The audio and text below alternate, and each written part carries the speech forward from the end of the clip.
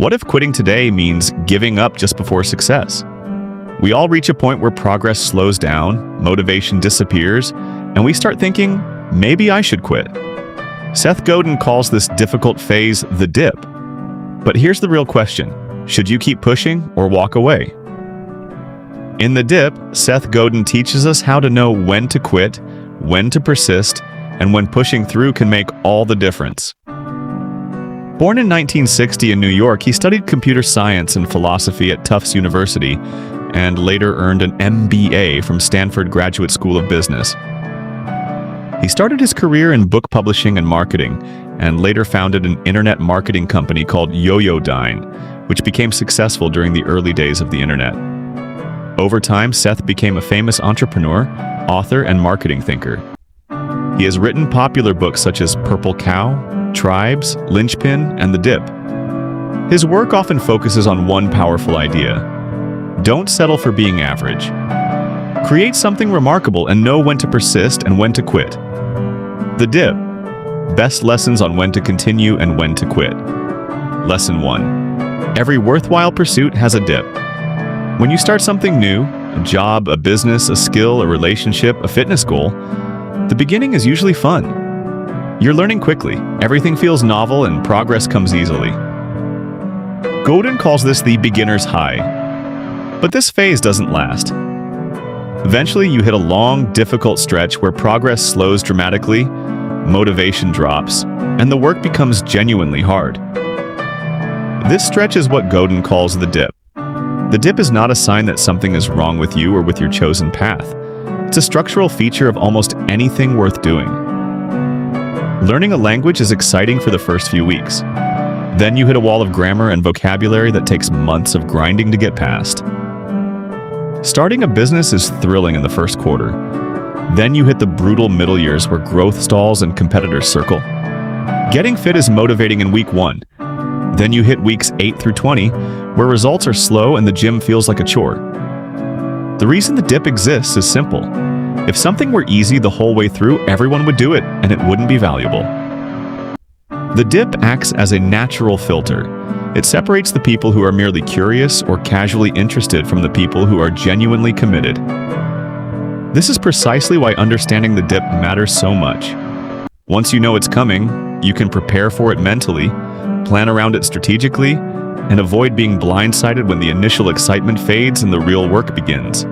Recognizing that a dip is normal, not a signal of failure, is the first and most important lesson in the book. Many people quit during the dip because they mistake it for a permanent plateau or a sign they've made the wrong choice. In reality, the dip is often exactly where the payoff is hiding, just past the point where most people give up. Understanding this reframes the entire experience. Instead of asking, why is this so hard? You start asking, is this the kind of hard that's supposed to happen? Lesson 2. The dip is actually a good thing.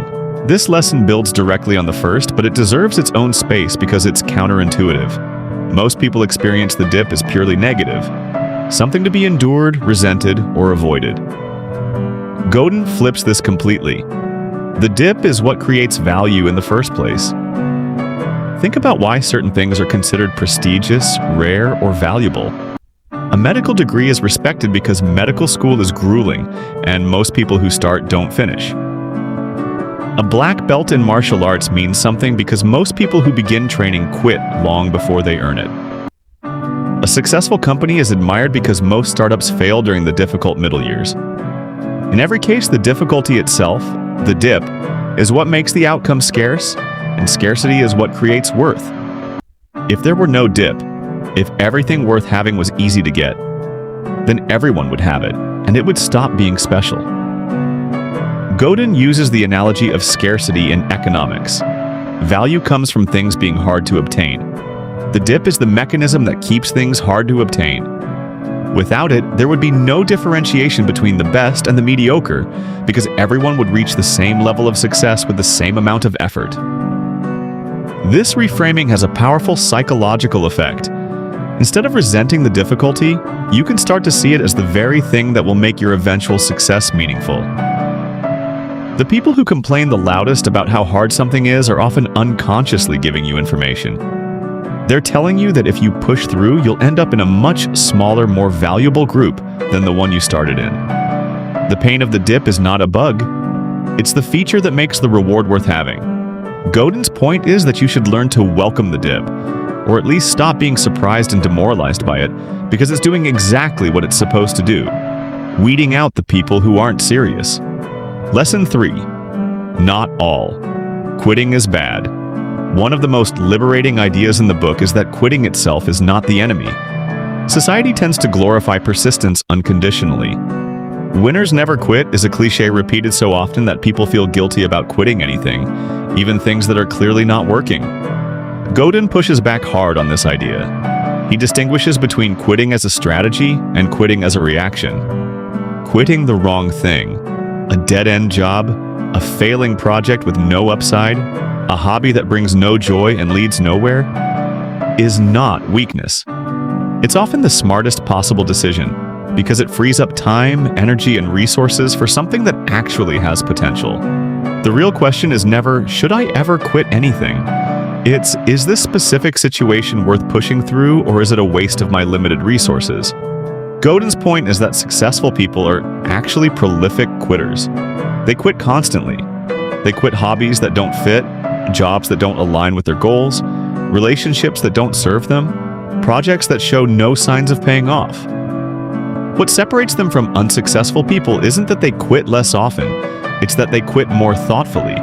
They quit the cul-de-sacs, dead ends, and stick with the dips, temporary hard stretches with a payoff on the other side. This lesson asks you to drop the emotional baggage attached to the word quitting and replace it with a more neutral, strategic lens.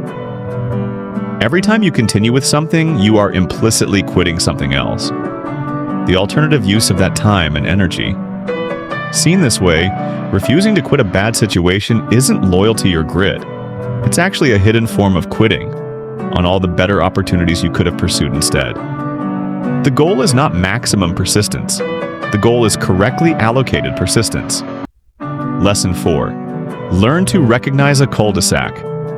A cul-de-sac, French for dead end, is Godin's term for a situation that will never get significantly better no matter how much effort, time, or resources you throw at it. It's flat. It's not painful in an obvious way, that's what makes it dangerous, but it's also not leading anywhere. You could stay in a cul-de-sac for years and end up in almost the exact same place you started. This is different from a dip. A dip is temporarily brutal but has a clear payoff waiting on the other side if you push through. A cul-de-sac just quietly consumes your time and energy with no corresponding reward. The tragedy of the cul-de-sac is that it doesn't feel like failure. It feels like stability, or good enough, or comfortable mediocrity. Many people spend entire careers in cul-de-sac jobs, entire years in cul-de-sac routines, without ever realizing that no amount of additional effort will change the outcome. Learning to tell the difference between a dip and a cul-de-sac is, according to Godin, one of the most valuable skills a person can develop. Ask yourself, if I put in twice the effort I'm putting in now, would this situation meaningfully improve? In a dip, the answer is yes. More effort, more time, more skill building leads to a real breakthrough. In a cul-de-sac, the answer is no. You could double your effort and still end up in the same flat, unrewarding place. The danger of a cul-de-sac is that it disguises itself as a dip. It feels hard, so your brain assumes it must be leading somewhere, the same way a real dip does. But hard and pointless are not the same as hard and rewarding. Godin urges readers to regularly audit their commitments, jobs, projects, relationships, habits, and honestly ask which category each one falls into. Recognizing a cul-de-sac early rather than years into it is what allows you to redirect your energy toward pursuits that actually have a payoff waiting for you. And remember, quitting isn't always failure. Sometimes quitting is the smartest move. But before you quit, ask yourself one question. Am I quitting because this goal isn't worth it? Or because the dip has become difficult? Because sometimes the difference between giving up and breaking through is simply one more step. So choose your battles wisely, I'd stay committed to what truly matters, and don't let a temporary struggle decide your future. This is the real lesson of the dip. If you found this video valuable, subscribe, and keep learning with MindShelf. And remember, know when to quit, but never quit on the right thing too early.